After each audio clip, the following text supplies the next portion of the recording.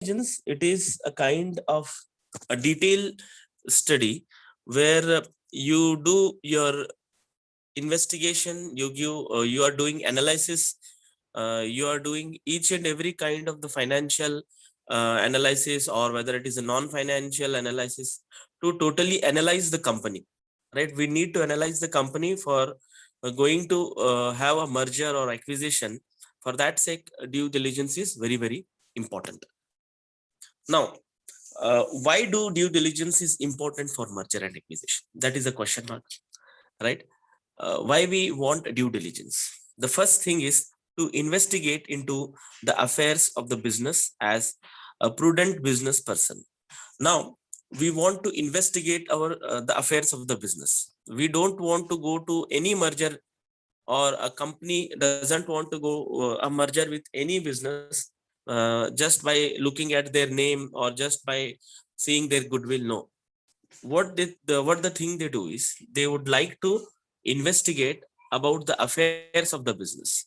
If they do investigation about the affairs, then they get the real picture about the business. So that is the first importance of having a due diligence for a merger and acquisition.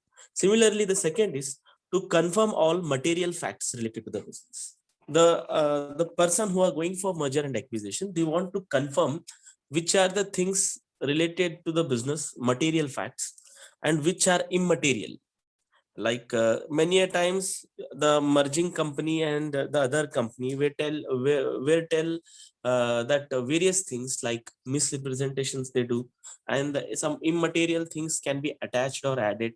So we need to find out the immaterial things, and we have to focus only on material facts. To do this all activities, merger and acquisition is a very important thing.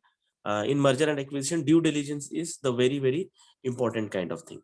Next is to assess the risk and opportunities of proposed transactions, right? The risk related to the merger and acquisitions, and like there are various kinds of risk, whether they are competitors are there in one kind of risk, whether there is a financial risk, whether there is some other market risk. So to assess each and every type of risk associated with merger with that particular company, as well as opportunities.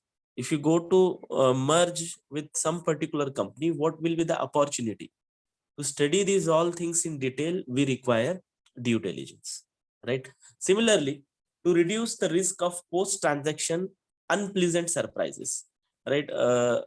We want to reduce the risk, right, of post transaction. If you go for merger also, there will be some kind of risk, post transaction risk. So to reduce that post transaction risk in advance, we go for due diligence in case of merger and acquisition. Finally, to confirm that business is what it appears, right? This is very important. They show us the wrong picture of the business. They show us the false statements. They may show you the statement which are not at all existing in the business. By just looking at their pictures, or just by looking at what they are showing, then if you merge with them, it can be a huge loss for you, as well as you will lose your all money. Financially also it will be loss. You will lose your reputation, goodwill. So better thing is that you have to confirm that the business what that is appears is actually correct. Their appearance plus whatever the record they are showing, both are matching. Then only we will move forward for merger and acquisition. Now, why due diligence is again important? There are some more points. To create trust between two unrelated parties. When due diligence is done, there will be a trust between two of the unrelated parties. Both the parties, they don't know each other, right? They are staying at some other different places. Now when they do due diligence, they will have some kind of belief. They will start believing on each other, because investigation is done, analysis is done, and by these all activities they feel that both the parties are having some authentication, right? So unrelated parties will start believing each other because of due diligence. To identify potential deal killers, defective in the target, and avoid a bad business transactions, right? Due to due diligence, you can identify the things which will kill your deal, or the potential deal killers. there are some transactions, events, or some of the things which are maybe certain or uncertain, which will kill your deal. You can identify those all type of deal killers, and after identifying what you can do, you can try to solve those all deal killers, or you can try to remove those all deal killers to make a perfect, to make a strong deal between both the companies. Then finally, to gain information that we will be useful for, like if you do due diligence, you will get information related to the valuing assets, right? Maybe it is a fixed assets or maybe any other kinds of assets. So thorough value of the assets, information of the assets we are going to get, and representation and warranties of indemnifications, right? Like we will get representations and warranties for indemnifications. Like if any loss happens, so who is going to represent to that loss? What will be the warranty? Who is going to take that loss? So these all things we are going to analyze. Then finally, negotiating price concessions. So after having this all due diligence, we can do price concession. We will come to know about the real picture of the company with whom we are merging. Now, after that, we can quote our price, right? And we can start negotiating that the deal is suppose somewhere there in lakhs and crores. Now they are negotiating in some 200 crores. And as you are a financial advisor of that company, you can negotiate, you can study in detail due diligence you have done with your team. You can negotiate and you can try to make a price concession for your company, right?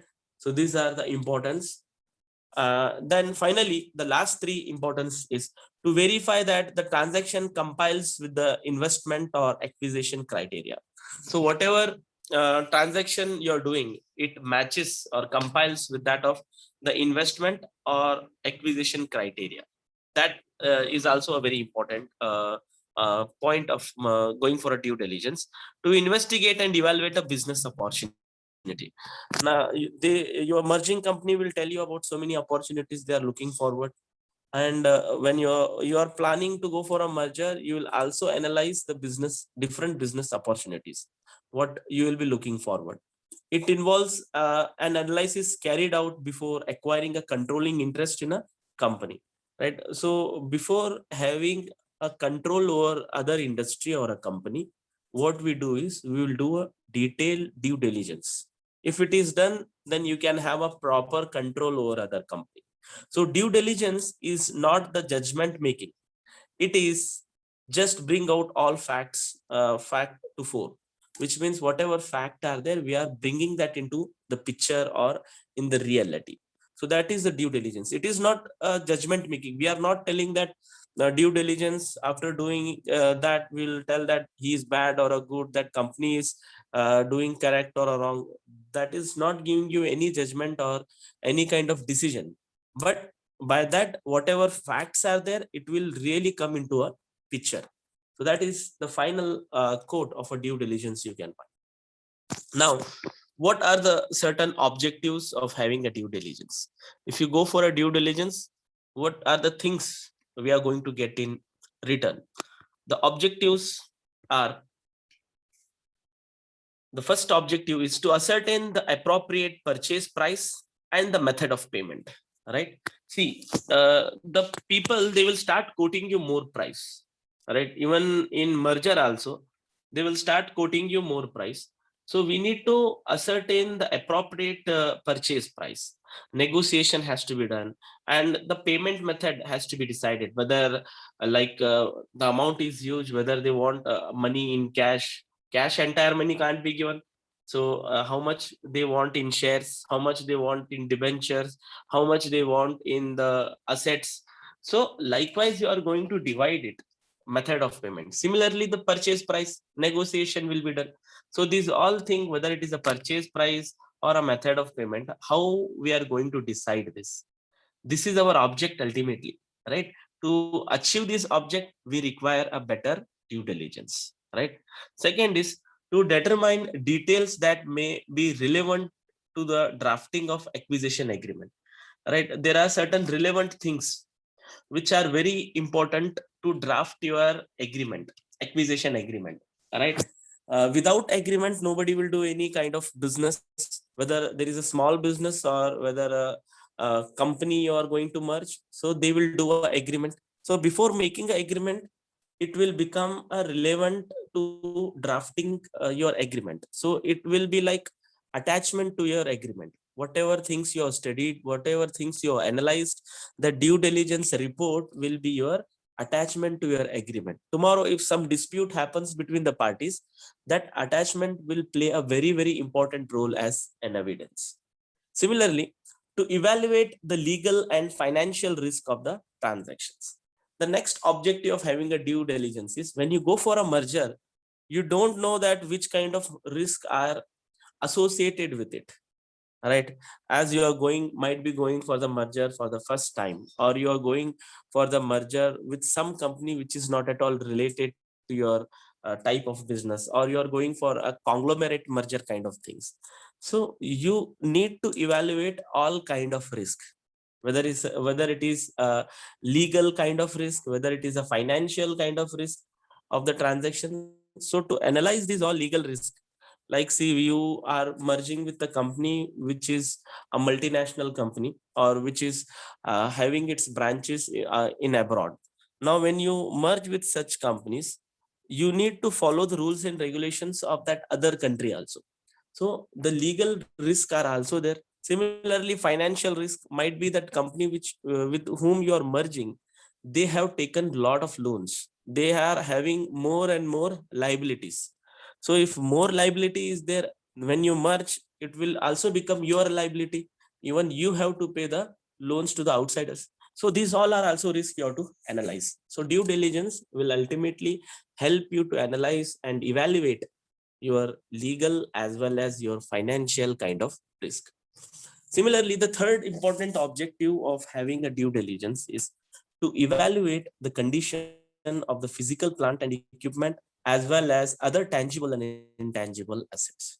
So due diligence not only does your paperwork, like it will not only help you to prepare an agreement, it will not only help you to analyze the risk, but the next objective of the due diligence is it will tell you if due diligence is properly followed, the object it will reach is that you will come to know about the physical condition of plant and equipment, as well as the other tangible and intangible assets. There are so many assets which a company are having. They are showing it in their balance sheet, but they might not have removed depreciation, right? In some business, to show the more weightage on the asset side, they don't remove depreciation at all. Whether it is a plant is there, building is there, right? Machines are there, lakhs and crores of investment is there, but depreciation is not removed. Due to that, their balance sheet is looking much stronger. But once you do a detailed investigation of their books of account, you will come to know that they have not removed depreciation since from 5 years or 6 years, so that their asset side, their balance sheet on the asset side, it is looking stronger. Their assets, we are looking at more value, right? Their financial capability is looking more. When you analyze in detail, when you remove that all depreciation, will come to know a picture that this was wrongly done, right? So you have to evaluate these all things. So that is also an important objective of having a due diligence. Next is to analyze any potential antitrust issues that may prohibit the proposed merger and acquisition, right? Next objective why we do due diligence is to know about potential antitrust issues that may prohibit the proposed merger. Like some people are there, they don't want mergers. Some of the members are there, shareholders are there, or trade unions are there. Now that antitrust issues also, which who are prohibiting the proposed merger, we want to know those all people on the both side of the companies, whether your own company as well as the other company with whom you are merging. Both the companies, wherever that proposed prohibited issues are there, those all issues you can find out, and you can try to sort out those all issues, so that that issues will not become dispute tomorrow, right? If you keep those all issues, whether your company issues or their issues, those issues will turn into dispute tomorrow, and it will become a great problem for both the companies. So that is also a very important object to find out the people who are prohibiting. Next is to determine the compliance with the relevant laws and disclose any regulatory restrictions on the proposed transactions. Right? If there is any compliance given by any law about the companies, or similarly there is any restrictions or any prohibition or any kind of the proposed transaction on that, particularly there is a restrictions or prohibition has been made, that also you can analyze. There are different people, different departments are there in the government. Some of the department has given any restrictions, or they have prohibited some of the things that to that particular company. So our object is to find out those all prohibition, restrictions, or we want to disclose all the regulatory kind of things. All right, all the proposed transactions given by the law, we need to disclose each and every kind of things, because tomorrow it will become again a big problem, because we will find that if you don't do detailed due diligence, we will find tomorrow that there was a restriction on the particular production. There was a mandatory disclosure was there, or there was what prohibition on certain things. So those all things will happen. So we will ask to the company people, or even if they are hiding it, we will study in detail, and due diligence will be done to find out all those kind of restrictions, prohibitions. Finally, to discover liabilities or risk that may be deal breakers, right? We will try to discover, that is the objective of due diligence, is to find out the liability or risk that will break our deal, right? If any kind of liabilities are there, uncertainties are there, or we feel that these are going to become our liabilities, or these are going to break our deals, we will find such all odd things. And after finding those all things, we will try to sort out those liabilities, or we'll try to solve those all kind of risk in the organization, right? If these all things are properly followed, then only we can call that there is a proper due diligence followed in the